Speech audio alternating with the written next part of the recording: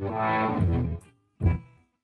want me to do the intro? No. Hey, everybody. Welcome to another edition of From the Rough, America's favorite golf podcast here on FanStream Sports, presented by OrionGolf.com. I am your host, the only host, and the best host of From the Rough, J. John E. Gerber, PGA professional. Over 20 years PGA professional. How was that? Was that good? How was it? I think I might record that and just play that for every intro. And that is indeed what we do twice a week here on From the Rough. I'm IndyCar Tim. That guy over there, PGA of America member, 20 years, more than 20 years, over 20 years, PGA of America member, Johnny Gerber. We are reunited, and it feels so good. Right the here rare on Monday, the rare hangover Monday, big dog. The rare hangover Monday. I know you're shocked as hell that I'm here on a Monday. And I'm going to be here on the Mondays moving forward, except for one. But yeah, we'll see. I just trying to. Don't tell me about the grocery list. Show me the baby.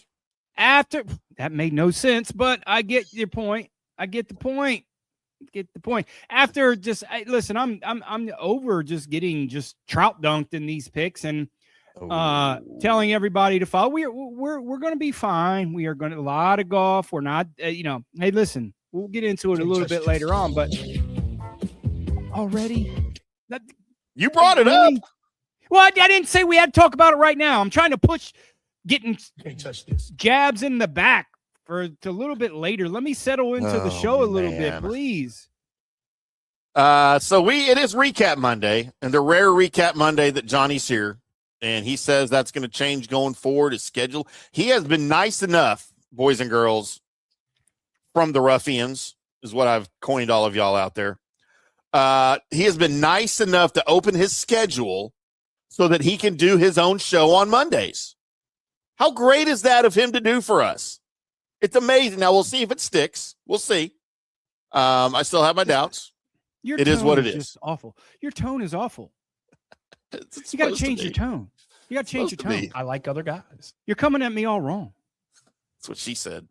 So it is a Recap Monday. You are going to get an LPGA recap because I watched both because, of course, the girls were playing over in Scotland. Good day, mate. Does not apply. It applies everywhere except for here, sir. It's how I use it. If you're a foreigner from any land anywhere other than Canada, in my brain, that's how you greet each other is good day, mate. It doesn't matter where you're from, even in Nicaragua, if that's even a real place. I have yet to. It is a real place. It is. I've been to Nicaragua. It is a real place. It's actually a pretty nice place, believe it or not. Gross. Yeah. Third world countries. They have like active volcanoes and stuff there, and that's real dogs world. Eating other dogs in the street. Well, you can get that. You can get that in the United States. I don't know what are you talking about. It's a true story. You ever been to Carrollton? I grew up in Carrollton, kind of, sir. What's wrong with Carrollton? I didn't say there was anything wrong with it, but there's nothing wrong with Nicaragua either.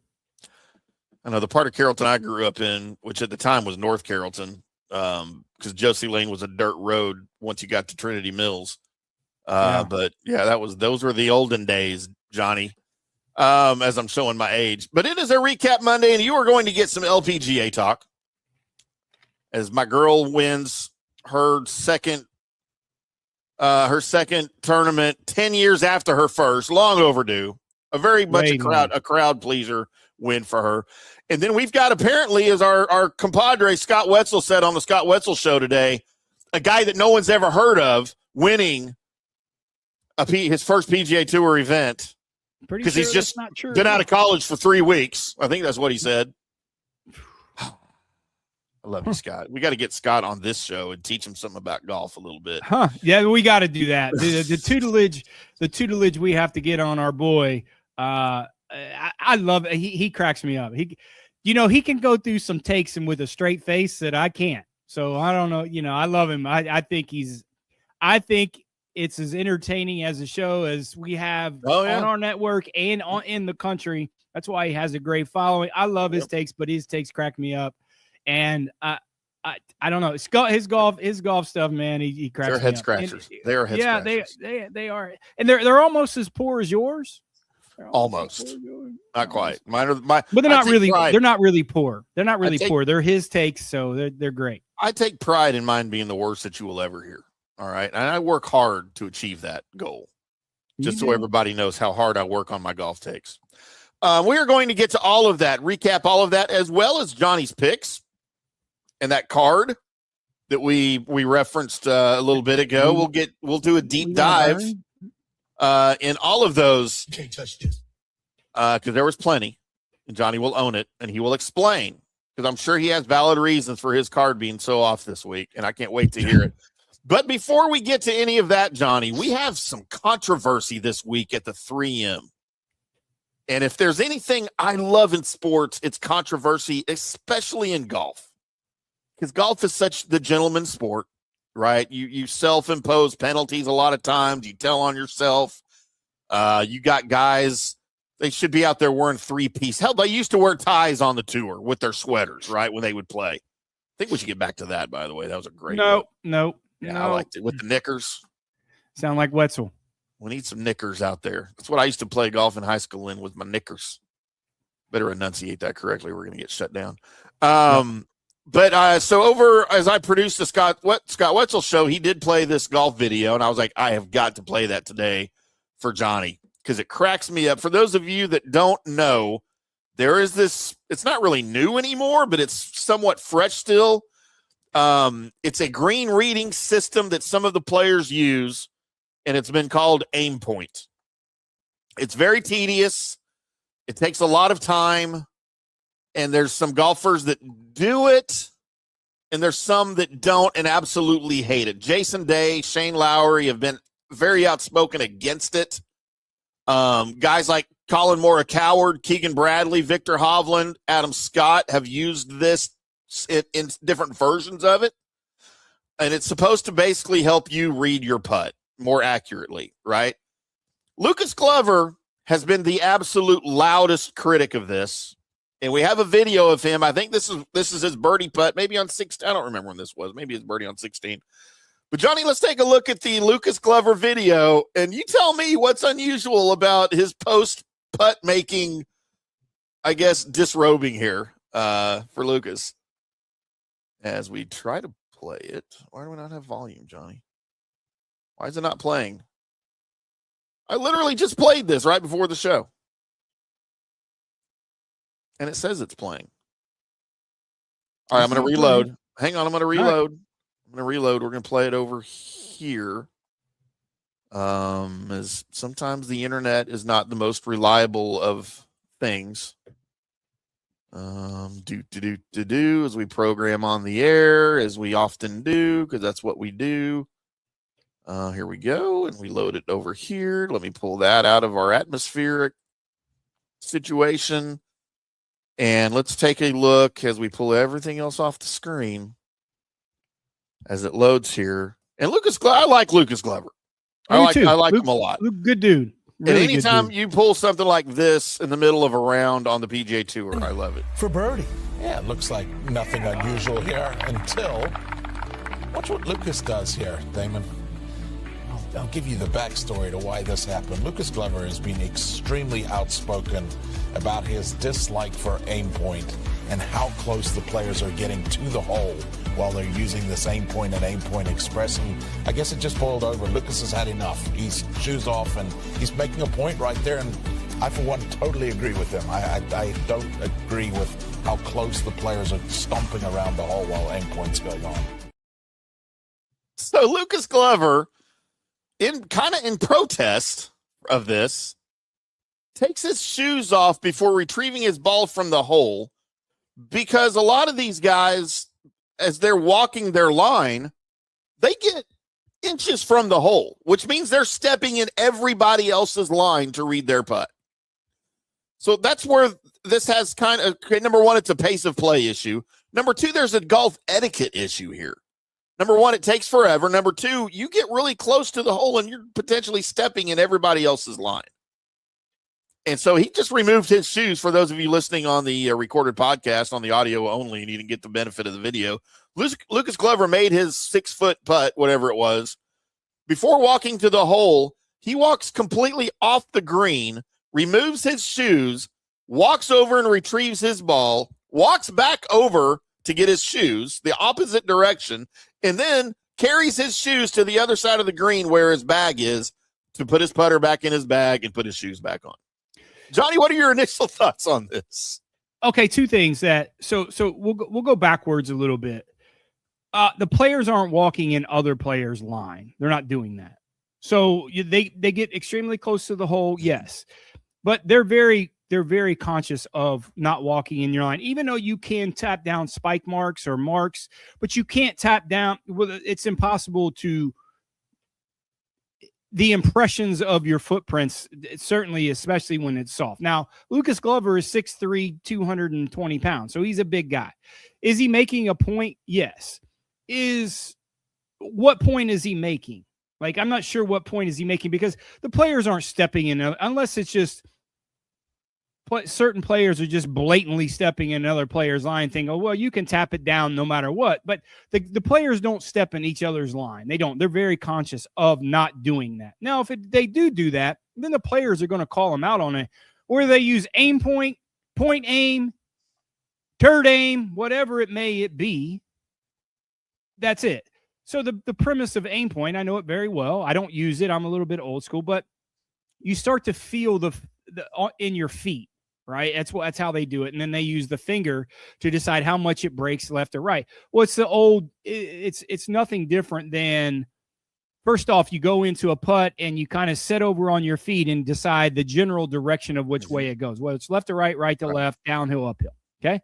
It doesn't help downhill or uphill AimPoint.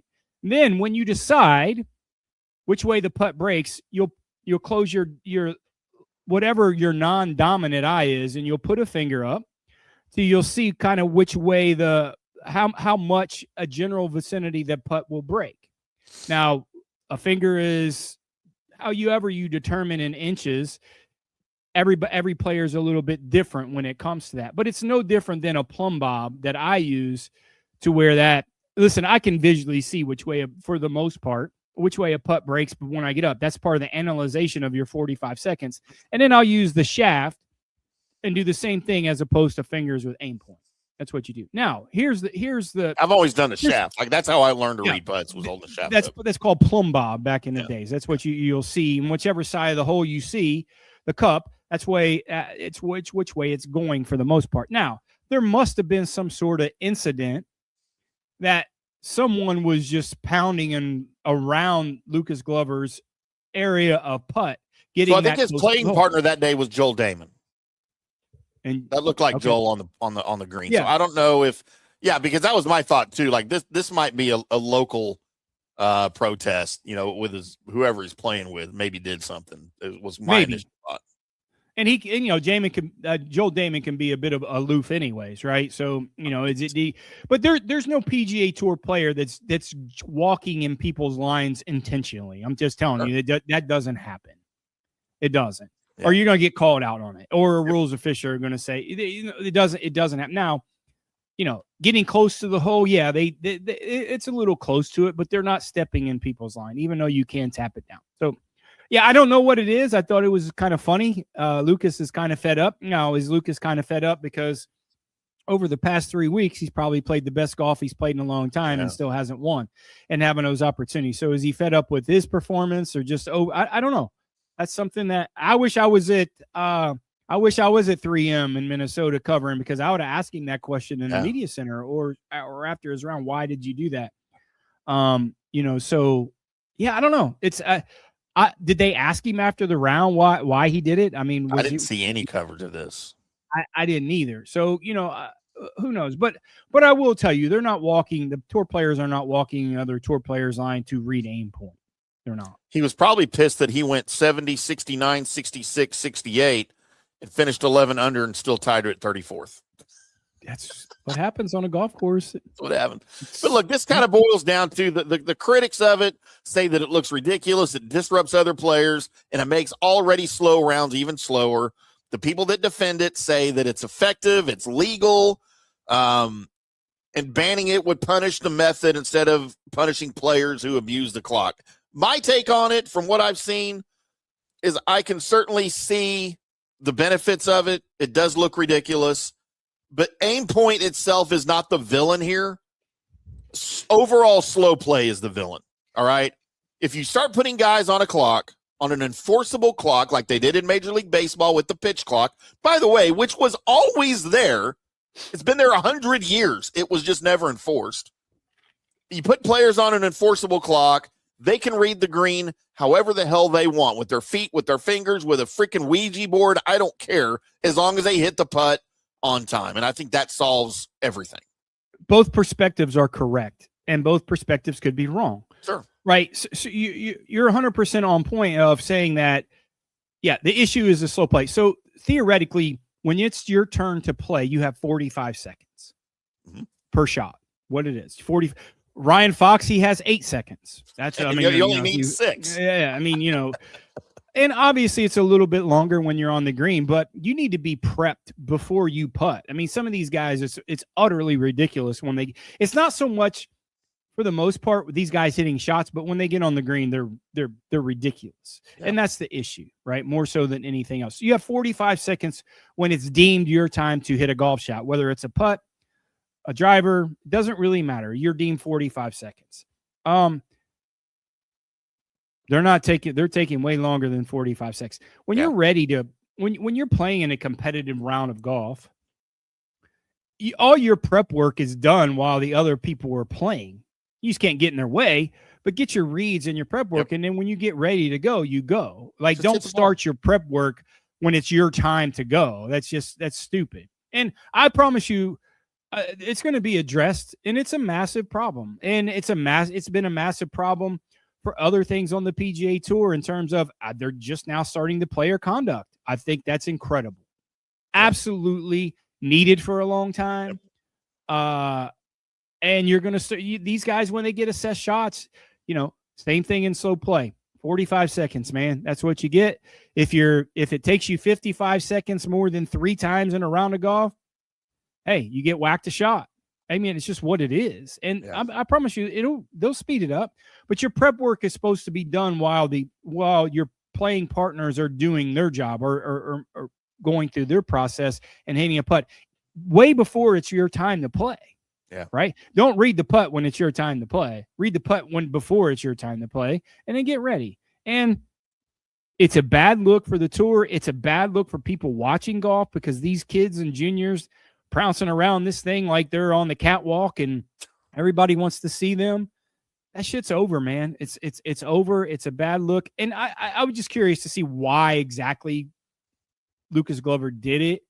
Joel Damon's not a bad guy, right? Yeah. I mean, he's not doing it intentionally, and there's no player on the PGA Tour that's going to walk in people's line intentionally. They just don't do that. But guys like Lucas Glover, slow play, it affects different guys different ways. And somebody like Lucas Glover, I can see him kind of becoming a hothead over it, and doing something, other people would say dumb and ridiculous, and I'd say I applaud it. I thought it was really funny. And I'll go backwards. And I don't know all the backstories with all the players on the PGA Tour on how they get along with each other, but there's probably 40% of the PGA Tour guys that probably don't like each other, right? Yeah. I mean, just different personalities, different quirks. I don't like, when I compete in PGA events, I don't like everybody that I play with. You just don't. You don't even like your co-host on this show. That's why we don't play golf. So, but no, it's just different. People handle things different. And what do you say? Is it up to the player to police themselves? Maybe a little bit, but ultimately it's up to the rules official, because you're trying to stay in your moment to try to get the best out of yourself, and then worrying about other people's scenarios. That should be on the rules official, not so much on the player. Kind of doing it on themselves. Lucas Glover is never going to be tagged for slow play. He does everything fast, right? I mean, his whole life is fast. So, we'll see. I'm just curious to see why he did it, and I haven't heard anything yet. Yeah. Well, let's head over to Scotland while everybody contemplates AimPoint.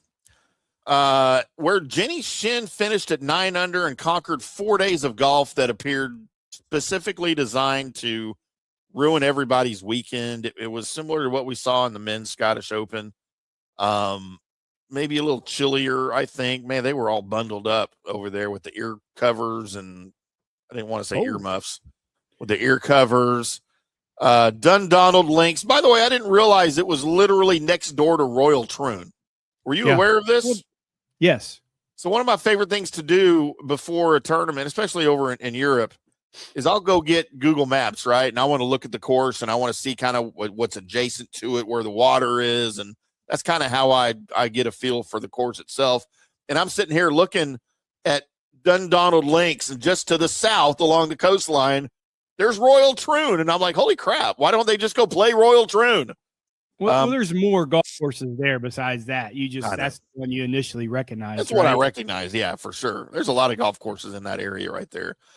But yeah, wind was an issue here. Obviously bounces on the almost said pavement, but sometimes that turf is pavement. You had approach shots that looked perfect in the air that would land, kick sideways, and then leave a girl wondering what crime she committed in a previous life to deserve that lie. And that's just links golf. And that's one of the reasons I'm not a big fan of links golf. I like the I like to watch it on TV. Like, I don't care about everything's brown and monochrome and whatever. I don't care about that. To me, it doesn't always reward really good shots. And I feel like that's what golf should do, is reward really good shots. And links golf does not subscribe to that. Hardly ever. You can look at it both ways, right? I mean, you're going to get you're sometimes you're not going to get rewarded for good shots, but sometimes you get rewarded for poor shots. Yeah. Right. And if you believe in the karmas of golf, I do massively, that all balances out. It really does. And that's just part of links golf, is when you get the ball going on the ground, you're going to have so many variables that you just can't control. The players hate it for the most part, but the people, the guys and the ladies and the professionals that embrace it and they get it, what it is, those are the people that play it well. Not saying they always have to like it, but they accept it. And sure. Accepting a good shot doesn't always mean a good result. And sometimes you have a poor shot that you're going to get a good result, right? So it all balances out, man. And the patience is always, this time of year when you have all, the seniors, and we're not going to talk about seniors because Jerry Kelly won, and we're not doing this. But buddy, by the way, that's who I was thinking of when I was thinking of John Perry. I was thinking of. Remember, I said, "Man, I'm thinking of somebody that you said you knew one day." Oh. And when I saw Kelly. John Perry, I in my head I was going Jerry Kelly, because you told me about him one time, and that's why I had John Perry on the wheel the other day. But it wasn't Jerry Kelly. That's who I was. Yeah. And I saw that he won. I'm like, man, Johnny's probably having a drink right now. Well, how about that John Perry pick, though? I'm going to give you your props for a guy that you don't know who the hell he is. You picked him. Even though it was on accident. He didn't cash for you, but he certainly made the cut, and he was on your, I was like, how the hell do you know John Perry? That's Steve Perry's brother, by the way. But anyways, yeah.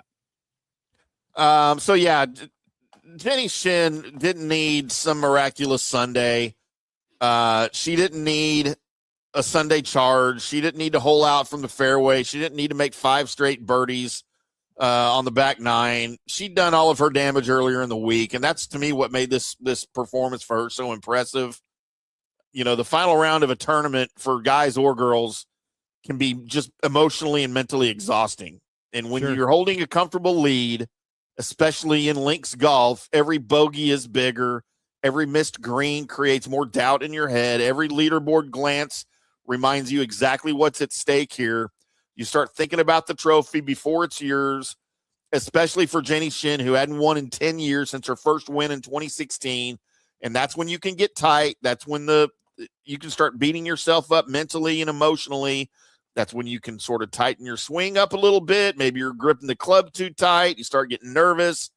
And that's when your supposedly comfortable lead can turn into, somebody needing a 6-footer on the 18th green to tie you for a playoff. Man, she never let any of that get to her at all. She stayed disciplined. She controlled her round. She controlled her championship. She finished the job. You had Leona Maguire right behind her. She had 5 birdies on the opening 9 on Sunday, chasing down Jenny Shin. And that would have been enough, man, for her to look back and look at that leaderboard and go, holy crap, here it comes. I haven't finished one of these things in 10 years. But here she was, man, and she did not blink. And I was very impressed with her performance, with her game, with her play all weekend. I said this on Wednesday. I think I said it on last Monday's show by myself. I'm a big fan of this LPGA, man. I think the competition is amazing. I think a lot of these girls are really, really good. And overall, top to bottom in an LPGA field, they might be better top to bottom than the men on the PGA.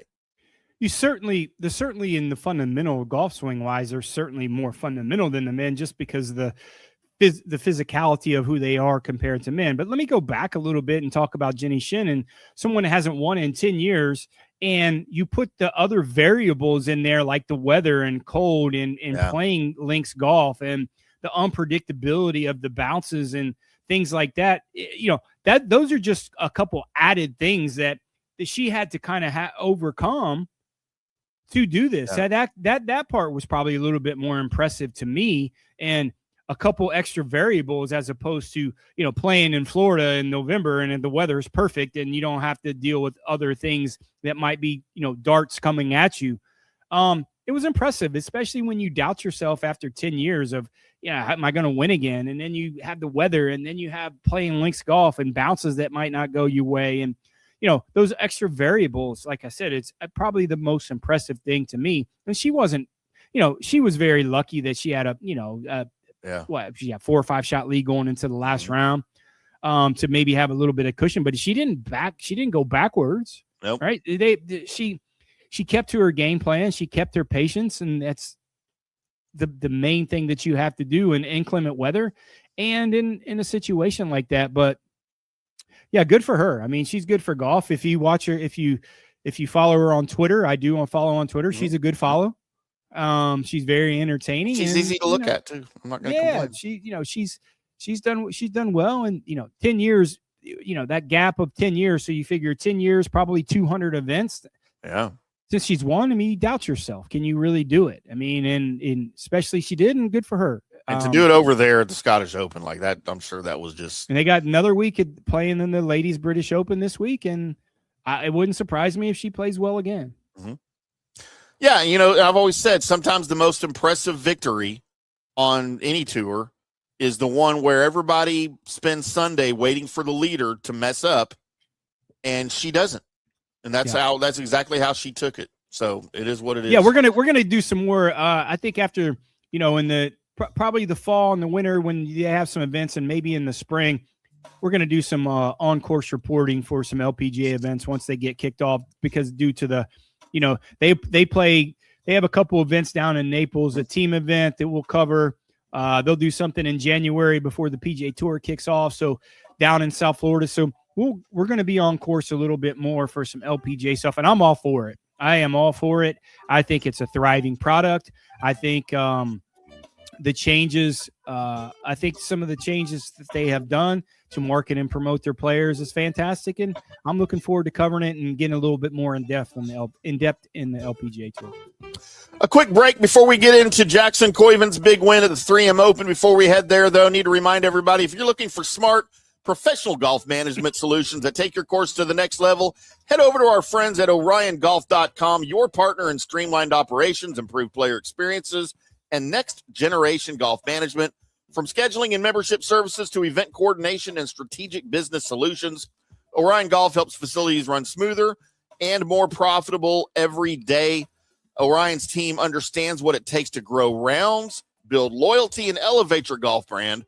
Whether you're a course owner, director of golf, or part of a club leadership team, their customized management tools and expert support are built for your success. That's OrionGolf.com, where smart golf management meets real results. Visit OrionGolf.com today. Discover why better golf starts with better management, OrionGolf.com. We're back after this. Hi, golfers. IndyCar Tim here. I want to talk to you a little bit about Golf Central Magazine. It's not just a golf magazine. It's the magazine for everything. Turf, travel, philanthropy, and lifestyle. Head over to golfcentralmag.com and check out the latest issue. Some of the regular features in Golf Central Magazine: the Golf Bachelorette of the Month, the Golf Bachelor of the Month, the Golf Cart Girl of the Month, Golf History, Grip It and Sip It. So head over to golfcentralmag.com. It's free. It's the magazine for everything: turf, travel, philanthropy, and lifestyle. Golf Central Magazine at golfcentralmag.com. We'll see you there. Sports fans, it's time to gear up. Head to fanstreamsports.com and check out our brand new merchandise store. We're talking bold t-shirts, 3/4 zips, hoodies, hats, mugs, and more. Everything you need to rep your favorite shows and your favorite crew. Whether you're rolling with the J.P. Peterson Show in Tampa Bay, From the Rough in Dallas, the Tim May Show featuring Clay Hall, or the Jeff Thidoff Show in Ohio, or any of our Fanstream Sports original programming, we've got the perfect look for game day and every day. So don't wait. fanstreamsports.com. Click merch and grab your gear now. Wear the stream, live the stream. fanstreamsports.com. Hey folks, let me tell you about Bay Area Modern Medical Center, a very different kind of approach to primary care. Personalized preventative medicine, not a one-pill-fits-all mentality. Christopher Lugo and his experienced medical staff are proactive in looking at issues before they become a problem, encouraging a healthy lifestyle with proper diet, supplements, and exercise to optimize your active lifestyle. Rather than the impersonal, rushed approach, you will be the only patient and will have our full attention. That's new. Getting old is inevitable, but feeling and looking old is avoidable. Bay Area Modern Medical Centers are experts in anti-aging regenerative medicine that optimizes your body's performance in many areas. So call for an appointment to get started on a journey back to full health and a happy life with a new, modern way of healthcare. Call 844-977-3477 or go to BAMMC.com. That's 844-977-3477 or BAMMC.com. Today's show is brought to you by Tomstown, a premier craft distillery based in Kansas City, Missouri. Discover their award-winning lineup, including double oaked bourbon, botanical gin, and double grain vodka, named the best craft vodka by the readers of USA Today. Available for online delivery in 40 states. Visit toms-town.com or their Kansas City distillery to explore more. Elevate your game with Tomstown, where history meets innovation. Please enjoy responsibly. Orion Golf Management Solutions. Orion Management Solutions has tailored its service packages just like it tailors its approach to customers. Some owners need more supervision, while others need periodic assessment of their short-term and long-term strategies and programs. Orion can be called in to develop a business plan with the existing staff, or we can assist with the daily management of a facility or event. Either way, we make sure the client is satisfied and understands the direction the facility needs to go in order to achieve the owner's goals. Orion Management Solutions can help with owner assistance service solutions, daily course management, business plan development, monthly operations, or as-needed consulting services. Whatever your need, Orion Golf Management Solutions can help. Check out OrionGolf.com. Let's go. Right now, back to the show on FanStream Sports. Welcome back to From the Rough right here on FanStream Sports. I'm IndyCar Tim, that guy right over there, PGA of America member Johnny J. Gerber. Johnny J. E. Gerber, as it were. Almost poked my eye out. With us, a surprise Monday appearance on the Recap Monday show for Johnny. You want to say it one more time? Uh-oh, you're muted. Or something's wrong. Check your audio. Oh, my audio kicked me out during the break. I had to go back in and change my audio settings. So go check on that. All right. I think StreamYard doesn't like our show because it kicked me out too. So just make sure you're good there. I'm on. Pop out and pop back in. I'll pop out, pop back in. All right. Pop your shoulder out and pop it back in. There you go. It is a Recap Monday, the rare Johnny J. Gerber appearance on a Recap Monday, as we're trying to fight through some technical issues here. That happened to me earlier today on the StreamYard thing during one of my other shows. Just randomly, it kicked me out. Turned off my mic settings and everything, and I had to try to go back and fix it, and thankfully it was during a break. Do we have you, Johnny? You tell me, do you? We do have you indeed. We pay too much money We pay too much money to StreamYard.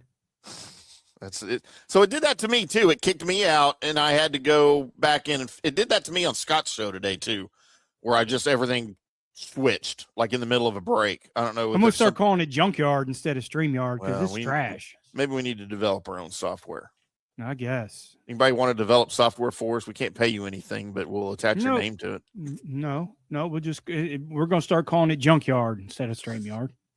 I'm okay with that. I don't have any problems. Yeah.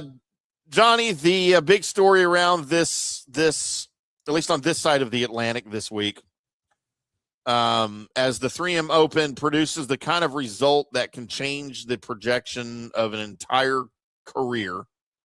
21-year-old Jackson Koivun. You had Jackson as the winner on your card. You just had the wrong Jackson. Well, I had the wrong tournament also. So yeah, I had him on our card. I had him on our card last week. Yeah, you did. It just, I'm you know how I work. And I admit when I'm wrong, and I will say when I'm right. I got big shoulders. I'm 6'1". I'm 210 pounds. I can handle this. I made a comment, and I'll say this when I was down in Louisville. He's played in 15 events, right? 15 PGA Tour, 16 PGA Tour events as an amateur. Now he's turned pro. He's played in 3 as a professional. And I'm watching him down in ISCO. Super nice kid. He gave me 5 minutes of his time.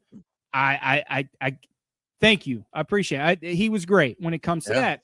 But I'm watching him hit golf balls on the range. And as a coach and things, I look at things a little bit different. And he hits the flattest golf ball I've ever seen. When I say flat, like trajectory is so much lower than anybody on that. The guys are hitting it. Launch angles. I don't want to get into the coaching part of it and things like that. But it's as low as I've ever seen in terms of a PGA Tour player. Like he lived in West Texas his whole life, and he just hits bullets. And I said, man, I don't see it in terms of he's going to have to get a golf course that's going to play extremely soft, because when you have firm greens on a golf course, he's not going to be able to hold them. So limited is probably the wrong word. And I'm eating my words now. I'm telling you, I was completely wrong. But you had a very soft golf course this week, and hey, how you doing? I was wrong. I was wrong a lot this week on my card, and I'm going to say just what it is. So did I say he's going to be a bust? No, I just didn't think he was going to win this fast, but certainly was a nice enough young man to give me some time in ISCO, and I appreciate that. That doesn't mean my take was going to be different. I'm not going to fluff him up, but he just, you don't see a lot of guys that hits that ball flight as flat as he does anymore on the PGA Tour. You just don't. These guys are launching it so high up in the air to take advantage of, the firm conditions mostly on the PGA Tour. But it boded well for him because it got windy this week, and his flat ball flight certainly helped him.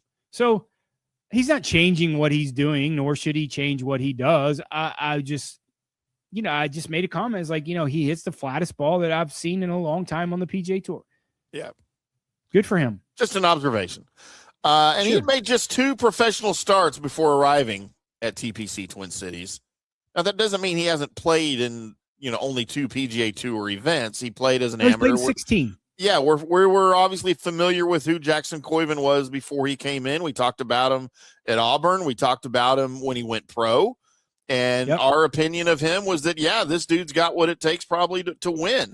I don't know that we picked he was going to win this year, and certainly not in his 3rd start. But sometimes you just have all of the elements coming together. And if you'd have told me Jackson Koivun was leading on Sunday with Scottie Scheffler 2 strokes behind, where's your money? Well, my money is on Scottie to come back and win, and that's what we expected to see. But Jackson Koivun in his 3rd professional start, 16th or 17th overall PGA Tour start, staring Scottie Scheffler on Sunday right in the eye, and he didn't blink. The best player in the world. Now, you can argue whatever you want to argue about Scottie's performance this year. He's the best player in the world. He is still the best player in the world. He's the number 1 ranked golfer in the world. And none of that mattered. Jackson Koivun finishes at 25 under. He beat Scottie by 3. Who, by the way, Scottie Scheffler shot a 63. Koivun shot, a 66 on Sunday? So Scottie had a better Sunday. Koivun didn't blink. He didn't care. He didn't think about it. And this is the new age.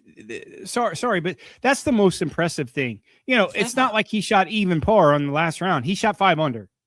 And, he went and just took it. Like he went and he had to lead.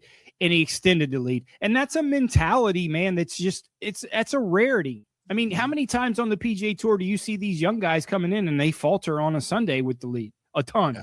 9 times out of 10. He's the one guy that just didn't. And that looking just goes at you, to Ludwig show. Oberg. Ding, ding, ding, ding, ding. Yes. I mean, you know what I'm saying. So it's your DNA, right? It's just your DNA that you have in terms of competition. If he shoots 2 under par, he probably gets beat.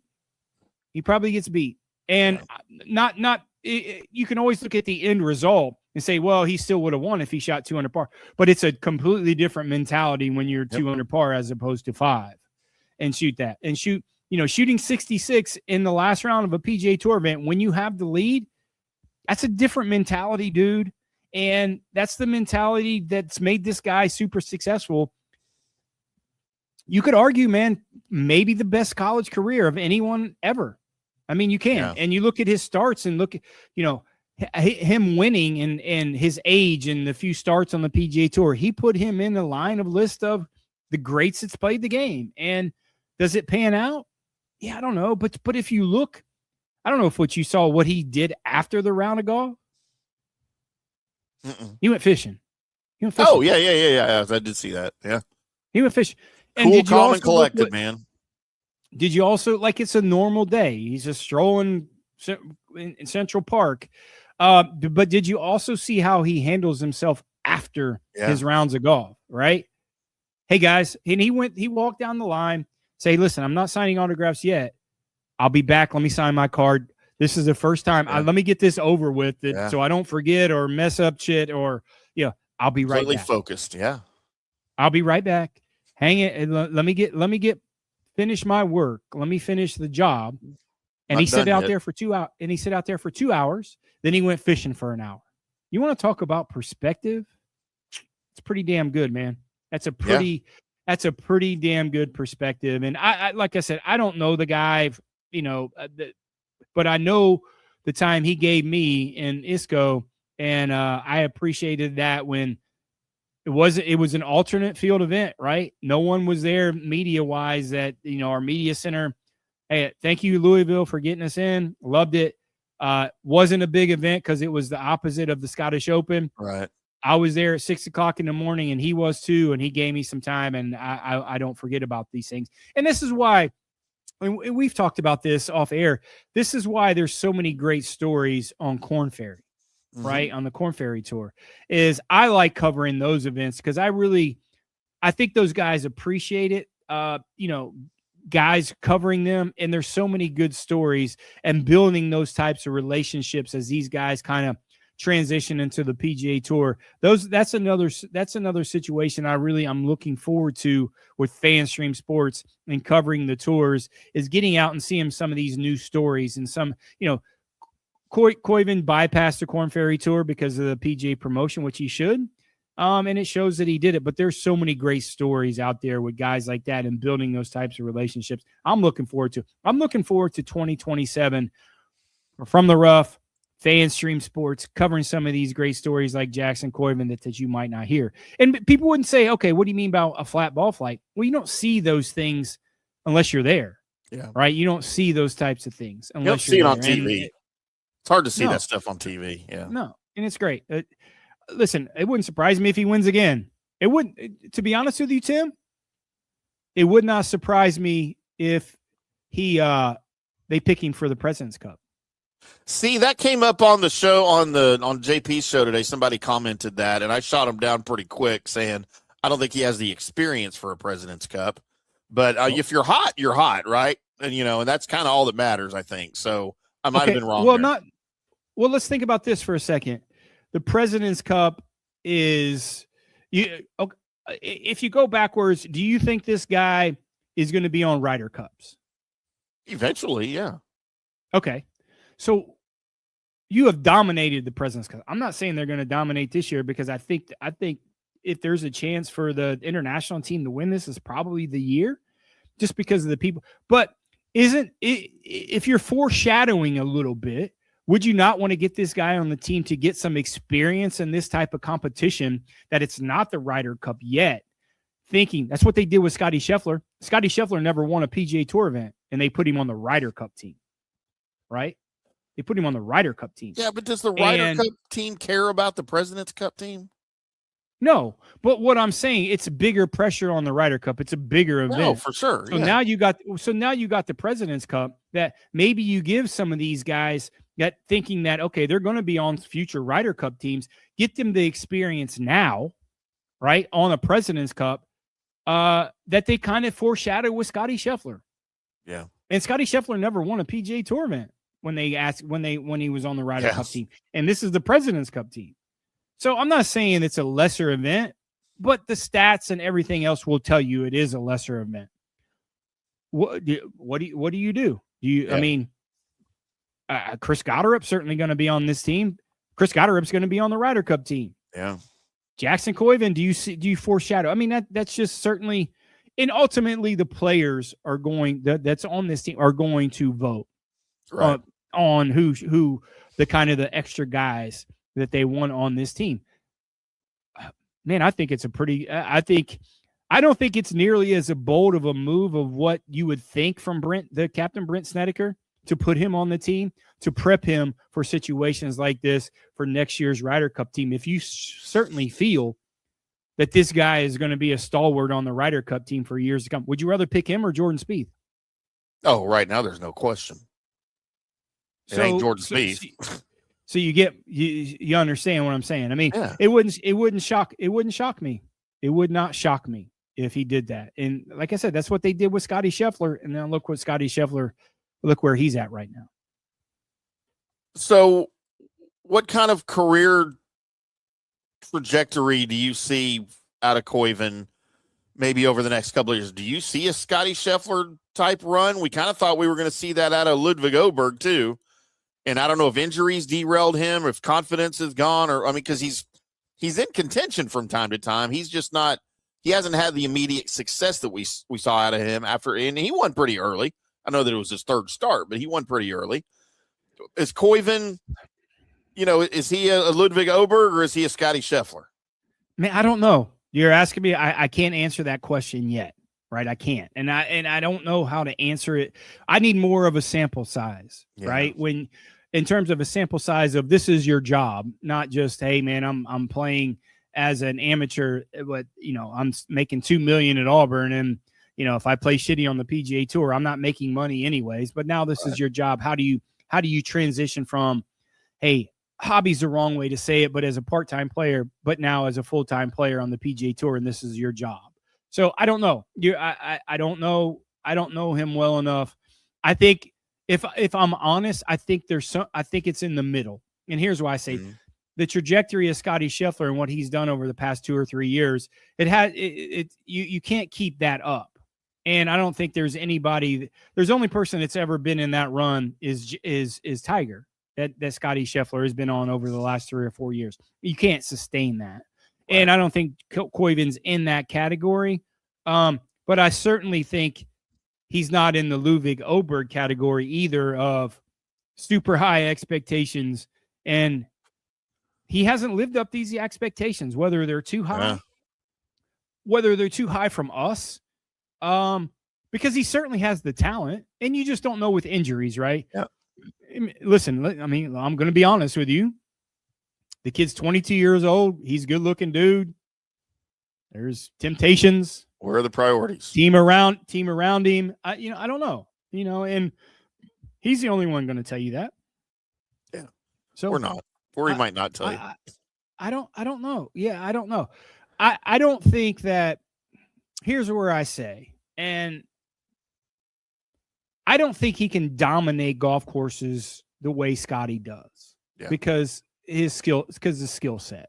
And like I said, we'll see, but this is certainly a start. I'm just telling you, It wouldn't be. It's not going to surprise me if he wins again, and it's not going to surprise me if he's on the President's Cup.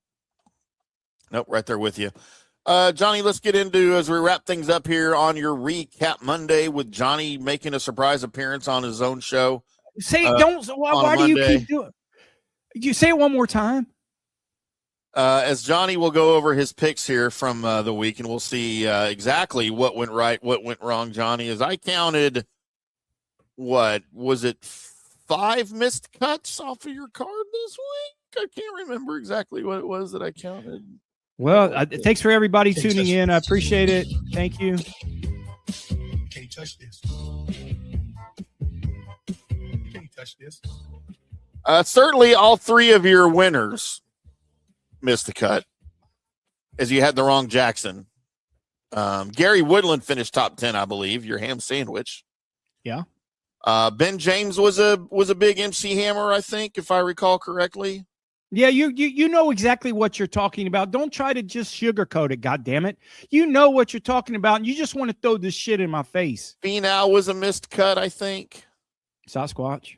You had Matt. Was it Knapp? I know Knapp finished. You won Dirt, on the Knapp, right? You had a winner. We cashed in on Dirt. That was nice. Thank you, Dirt.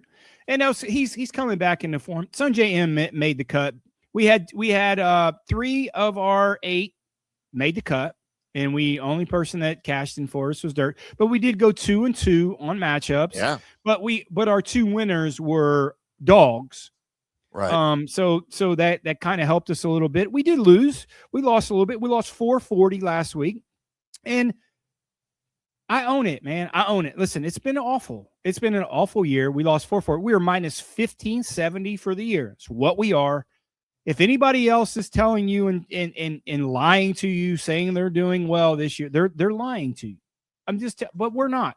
Every bet that I put in, that I give you guys, I put it in myself. It's $100 bill per. It's $800 a week. It's just what we do.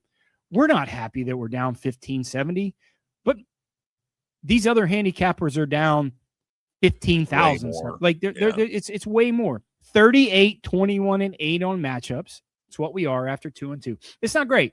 It's not great. But I'm just going to tell you, by the end of 2026, are we 26? We're in 2020. Last time I checked, we're still there. Yeah. We will be profitable. I'm telling you, we will. Our season ends December 31st, 2026. It doesn't end the PGA Tour season because there's so many other events, right? Only down 1570 is almost like winning how difficult it has been this year. It's been brutal, man. And this is extremely difficult. There's so many variables. Golf handicapping is the hardest sport to handicap, to make a ton of money. And we've made a ton of money. We're going to have a year that we don't fill your guys' pockets for 15, 20,000. We don't. But we're going to fill your pockets and going to be profitable. We are.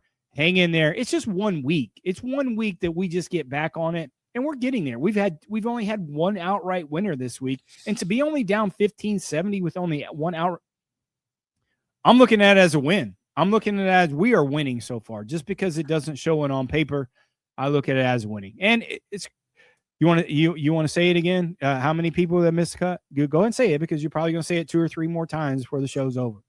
No, you just had a couple people miss the cut on your card. That's all. But you have that every week. That's not a big deal because it's golf.